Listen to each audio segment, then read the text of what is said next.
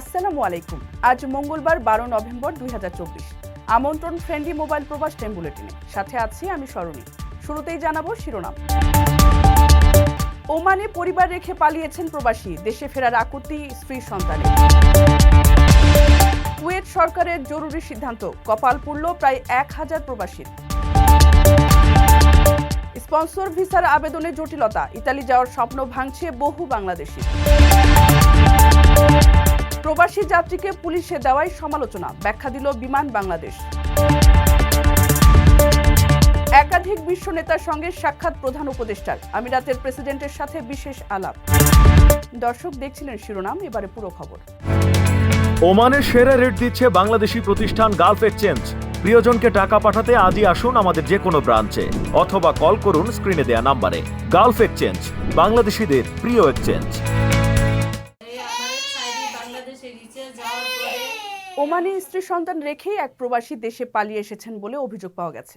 এই ঘটনার পর থেকে দেশটিতে খেয়ে না খেয়ে দিন কাটাচ্ছেন লাকি আক্তার নামে ওই নারী ও তার 1.5 বছর বয়সী শিশু সন্তান। ভুক্তভোগী লাকি জানান, কয়েকদিন আগে কাউকে কিছু না জানিয়ে তাদের রেখেই দেশে ফিরে যান প্রবাসী আব্দুল হান্নান। আসার পরে আজকে 6 বছর হচ্ছে একসঙ্গে আমরা ছিলাম। থাকার পর আমার স্বামী আমার বাচ্চাটারে রাখি থুই চলে গেছে। কোনো খোঁজ খবর নেই, কিছু নাই। আমার ভিসা পতাকা নাই। আজ 9 মাস হচ্ছে আমার পতাকার মেয়াদ শেষ। আমার ছেলের পাসপোর্ট হয়েছে, আমার ছেলের ভিসা লাগেনি। এখন আমরা তো 2 মাসই আমরা তো বাড়িতে যেতে পারছি নিকো, এবং আমার স্বামী কোনো খোঁজ খবরও নেই। এখন ইহে কোথায় আছে তাও জানি নিকো।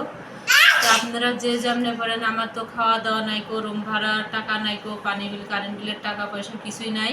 খোঁজ নিয়ে জানা গেছে প্রবাসী আব্দুল হান্নানের এটি দ্বিতীয় বিয়ে। দেশে তার প্রথম স্ত্রী এবং আরও 3 সন্তান আছে। মনোমালিন্য থেকেই তিনি ওমান ছেড়ে চলে এসেছেন এবং সেখানে না যাওয়ার পরিকল্পনা তার। জানতে চাইলে অভিযুক্ত প্রবাসীর প্রথম স্ত্রী প্রবাস টাইমকে বলেন, হান্নানের দ্বিতীয় বিয়ের খবরটি সম্পূর্ণ গোপন ছিল। তাদের ঘরের ছেলে মেয়ের বয়সও অনেক। এই ঘটনাকে কেন্দ্র করে তার পরিবারেও অশান্তি নেমে এসেছে।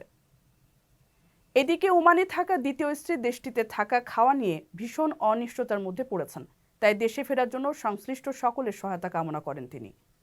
আমার নাম লাকি ভাই। আমার সাথে বিয়ে করার পর বাচ্চা রেখে আমার থুই চলে গেছে ভাই। আমি এখন বাংলাদেশেও যেতে পারছি নি, বা আমার মতন যাওয়ার মতো কোনো টাকা পয়সাও নয়, আমার খাওয়ার মতো টাকা পয়সাও নয়। ছেলেটাকে আমি কিছু খাওয়াতে পারছি না ভাই। আপনারা যে যা পারেন আমার একটু সাহায্য করেন ভাই। আমি অনেক অসহায়, অনেক বিপদের মধ্যে পড়ে আছি। যেমনি হোক আপনারা আমারে বাংলাদেশ পাঠান। প্লিজ আপনারা আমাকে একটু সাহায্য করেন, আমারে বাংলাদেশ পাঠান ভাই। আপনারা হাত পা ধরে অনুরোধ করছি, আমার এই ছেলেটালি যেন আমি বাড়িতে যেতে পারি ভাই, প্লিজ। কারো কাছে স্বপ্ন পূরণ, কারো আনন্দের উপলক্ষ, আবার কারো জীবন পাল্টে দেওয়ার মুহূর্ত, কখনো জীবন বাঁচাতে সর্বোচ্চ গতিতে উড়ে চলা, কারো আবেগের শেষ মুহূর্ত, আপনজনের শেষ বিদায়ে শামিল হওয়া। এমন সব ইচ্ছে পূরণে সর্বনিম্ন ভাড়ায় দ্রুত গতির বাহন প্রবাসী হেলিকপ্টার। আপনার প্রয়োজনে যোগাযোগ করুন আমাদের হটলাইনে। জালিয়াতির মাধ্যমে নাগরিকত্ব অর্জনের পর 930 জন প্রবাসী থেকে নাগরিকত্ব কেড়ে নিয়েছে কুয়েত। কুয়েতের ভারপ্রাপ্ত প্রধানমন্ত্রী এবং স্বরাষ্ট্র ও প্রতিরক্ষামন্ত্রী ফাহাদ আল ইউসেফ সোমবার এক ব্রিফিংয়ে এই সিদ্ধান্ত জানিয়েছেন। তিনি বলেছেন, গত বৃহস্পতিবার এই 930 জনের নাগরিকত্ব বাতিল সংক্রান্ত যাবতীয় নথি চূড়ান্ত করে মন্ত্রিসভায় পাঠানো হয়েছে। সভার পরবর্তী বৈঠকে এগুলো পর্যালোচনা ও অনুমোদন শেষে স্বাক্ষর করা হবে। নথিপত্র স্বাক্ষর হওয়া মাত্র নাগরিকত্ব বাতিল হবে তাদের। দেশটির ইতিহাসে এই প্রথম একদিনে এত সংখ্যক ব্যক্তির নাগরিকত্ব বাতিল হচ্ছে। এর আগে গত 20 অক্টোবর একদিনে 489 জন ব্যক্তির নাগরিকত্ব বাতিল করেছিল কুয়েতের সরকার। এতদিন পর্যন্ত এটিকে একদিনে সর্বোচ্চ সংখ্যক ব্যক্তির নাগরিকত্ব বাতিলের রেকর্ড বলে ধারণা করা হচ্ছিল। সোমবারের ব্রিফিংয়ে ফাহাদ আল ইউসেফ বলেন, নথিতে যাদের নাম এসেছে তারা প্রত্যেকেই কুয়েতের আইন অনুসারে বড় মাত্রার অপরাধী। যদি শাস্তিমূলক ব্যবস্থা না নেওয়া হয় তাহলে ভবিষ্যতে অপরাধমূলক তৎপরতা চলতে থাকবে এবং এটা আমরা হতে দিতে পারি না। তবে তিনি জানিয়েছেন, যাদের নাগরিকত্ব বাতিল হচ্ছে বা হওয়ার মুখে রয়েছে তারা চাইলে সরকারের এই সিদ্ধান্ত পুনর্বিবেচনা করার জন্য আবেদন করতে পারবেন। এ লক্ষ্যে ইতোমধ্যে নাগরিকত্ব সংক্রান্ত জেনারেল ডিরেক্টরেটের অধীনে একটি কমিটি গঠন করা হয়েছে এবং নাগরিকত্ব বাতিলের শিকার প্রবাসীরা চাইলে নির্দিষ্ট সময়সীমার মধ্যে আবেদন করতে পারবেন। প্রবাসীদের বিনিয়োগের শতভাগ নির্ভরযোগ্য প্রতিষ্ঠান প্রবাসীর সিটি লিমিটেড। এখানে বিনিয়োগ করে হালাল মুনাফা অর্জন করুন। দালাল চক্রের অপতৎপরতার ফলে ইতালিতে বৈধ অভিবাসনের ক্ষেত্রে দেখা দিয়েছে চরম জটিলতা। চলমান স্পন্সর ভিসার আবেদনও করতে পারছেন না বহু বাংলাদেশি। তবে অবৈধভাবে ভূমধ্য সাগর পাড়ি দিয়ে দেশটিতে প্রবেশে বাংলাদেশিদের ঢল অব্যাহত রয়েছে। চলতি বছর 11,000-এরও বেশি বাংলাদেশি সাগর পাড়ি দিয়ে ইতালিতে প্রবেশ করেছে। চলতি বছর শুধুমাত্র ভূমধ্য সাগর পাড়ি দিয়ে ইতালিতে যত প্রবাসী এসেছেন তাদের মধ্যে শীর্ষে অবস্থান করছে বাংলাদেশ। ইতালিতে 2025 সালের জন্য স্পন্সর ভিসার আবেদন প্রক্রিয়ায় আগাম ফর্ম পূরণ শুরু হয়েছে। নভেম্বরের পুরো মাস জুড়েই করা যাচ্ছে আগাম ফর্ম পূরণ। এই আবেদনের ক্লিক ডে নির্ধারণ করা হয়েছে 2025 সালের 5, 7 এবং 12 ফেব্রুয়ারি। এরপরেও জীবনের ঝুঁকি নিয়ে অবৈধ পথে ভূমধ্য সাগর পাড়ি দিয়ে ইতালিতে প্রবেশ করেছেন বাংলাদেশিরা। চলতি বছরের 10 মাসেই সাগর পথে ইতালিতে এসেছেন 11,000-এরও বেশি বাংলাদেশি। ইতালি প্রবাসীরা বলছেন, দালালদের কারণে বৈধ পথে আসতে না পারায় এ পথ বেছে নিয়েছেন অনেকে। এক্ষেত্রে জীবনের ঝুঁকির পাশাপাশি বৈধতারও কোনো সুযোগ নেই বলে সতর্ক করছেন তারা। আকর্ষণীয় রেট ও দারুণ সব ডাটা বান্ডেল পেতে আজই ব্যবহার করুন ফ্রেন্ডলি সিম।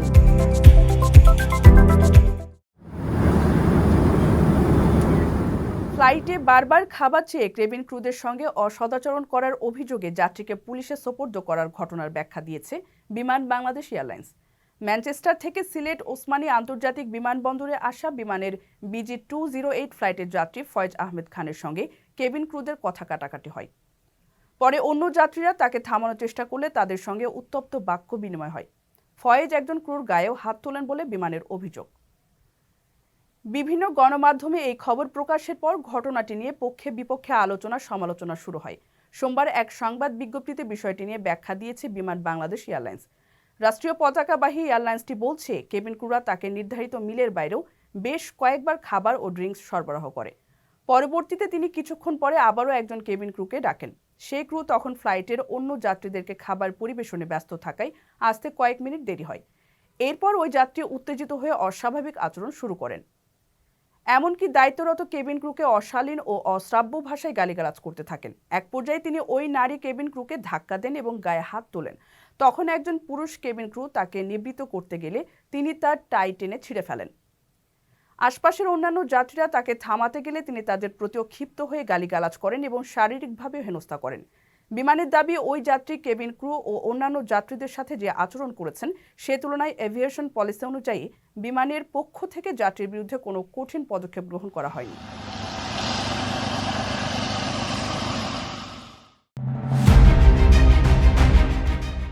সংযুক্ত আরব আমিরাতের প্রেসিডেন্ট শেখ মোহাম্মদ বিন জায়েদ আল নাহিয়ান ও তুরস্কের প্রেসিডেন্ট রিসেপ তাইয়েব এরদোয়ানের সাথে সাক্ষাৎ করেছেন অন্তর্বর্তী সরকারের প্রধান উপদেষ্টা ডক্টর মোহাম্মদ ইউনূস।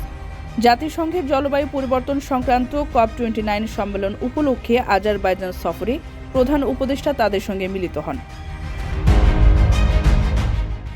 সম্মেলনে যোগ দিয়ে এখন পর্যন্ত মালদ্বীপের প্রেসিডেন্ট মোহাম্মদ মুইজ্জু, বসনিয়ার প্রেসিডেন্ট, ইরানের ভাইস প্রেসিডেন্ট এবং লিচেনস্টাইন ও ভুটানের প্রধানমন্ত্রীর সঙ্গে সাক্ষাৎ করেছেন তিনি।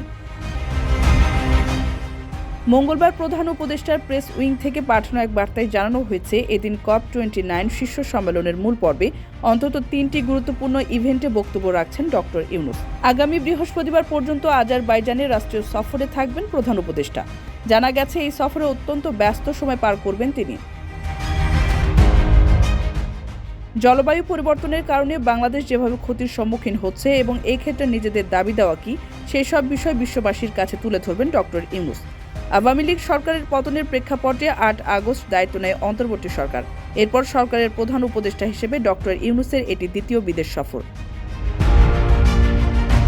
দর্শক দেখছিলেন ফ্রেন্ডলি মোবাইল প্রবাস টাইম বুলেটিন। শেষ করার আগে শিরোনামগুলো জানিয়ে দিচ্ছি আরও একবার। ওমানে পরিবার রেখে পালিয়েছেন প্রবাসী, দেশে ফেরার আকুতি স্ত্রী সন্তানের। কুয়েত সরকারের জরুরি সিদ্ধান্ত, কপাল পুড়ল প্রায় 1000 প্রবাসীর। স্পন্সর ভিসার আবেদনে জটিলতা, ইতালি যাওয়ার স্বপ্ন ভাঙছে বহু বাংলাদেশি। প্রবাসী যাত্রীকে পুলিশে দেওয়ায় সমালোচনা, ব্যাখ্যা দিল বিমান বাংলাদেশ। একাধিক বিশ্ব নেতার সঙ্গে সাক্ষাৎ প্রধান উপদেষ্টার, আমিরাতের প্রেসিডেন্টের সাথে বিশেষ আলাপ। এই ছিল ফ্রেন্ডলি মোবাইল প্রবাস টাইম বুলেটিনের আজকের আয়োজনে। প্রবাসের সর্বশেষ সংবাদ পেতে ভিজিট করুন www.probastime.net। সাবস্ক্রাইব করুন আমাদের ইউটিউব চ্যানেল এবং চোখ রাখুন ফেসবুক পেজে। পরবর্তী বুলেটিন দেখার আমন্ত্রণ জানিয়ে আজকের মতো বিদায় নিচ্ছি আমি স্মরণী। সে পর্যন্ত সবাই ভালো থাকবেন এবং নিরাপদে থাকবেন। আল্লাহ হাফিজ।